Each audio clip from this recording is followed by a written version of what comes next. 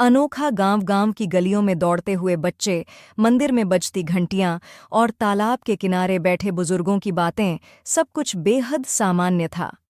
मगर इस गांव के बारे में एक बात असाधारण थी। यहाँ हर पूर्णिमा की रात एक अजीब घटना घटती थी। उस रात भी पूर्णिमा थी। चंद्रमा अपनी पूरी चमक के साथ आसमान में विराजमान था।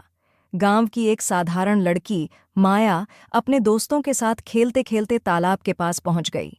तालाब के पास का विशाल बरगद का पेड़, जिसने गांव को अपनी छांव में रखा था, आज कुछ ज्यादा ही आकर्षक लग रहा था।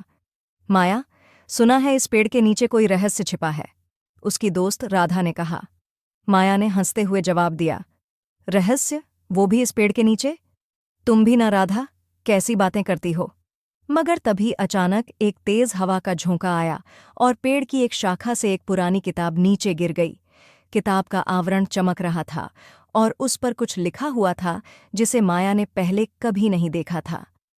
किताब उठाते ही माया ने महसूस किया कि यह कोई साधारण किताब नहीं थी। किताब के पहले पन्ने पर लिखा था, यह किताब उस रहस्य का द्वार है जिसे जानने का साहस हर किसी में नहीं होता। माया ने थोड़ा डरते हुए किताब का अगला पन्ना खोला। उस पन्ने पर एक नक्शा बना हुआ था जिसमें गांव के तालाब से होते हुए एक गुप्त सुरंग का मार्ग दर्शाया गया था। माया के दिल में जिज्ञासा का संचार हुआ। उसने राधा को इशारा किया और दोनों ने उस नक्शे का अनुसरण करने का निश्चय किया। रात के अंधेरे में चांदनी के सहारे माया और राधा तालाब के पास उस जगह पहुंची जहां नक्शे में सुरंग का रास्ता दिखाया गया था। वहां पहुंचकर उन्हें एक छोटी सी गुफा का द्वार मिला जिसे उन्होंने कभी नहीं देखा था। माया ने हिम्मत जुटाई और अंदर कदम रखा। राधा भी उसके पीछे पीछे चली।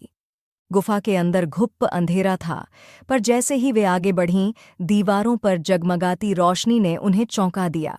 ये एक अद्भुत दुनिया थी जिसमें सोने और चांदी के खजाने भरे हुए थे। मगर सबसे ज्यादा चौंकाने वाली बात यह थी कि वहां एक वृद्ध व्यक्ति बैठा हुआ था जिसने उनकी ओर देखकर मुस्कुराते हुए कहा, तुम दोनों ही वह साहसी हो जो इस रहस्य को जानने के योग्य हैं। यह खजाना तुम्हारे गांव के भले के लिए है।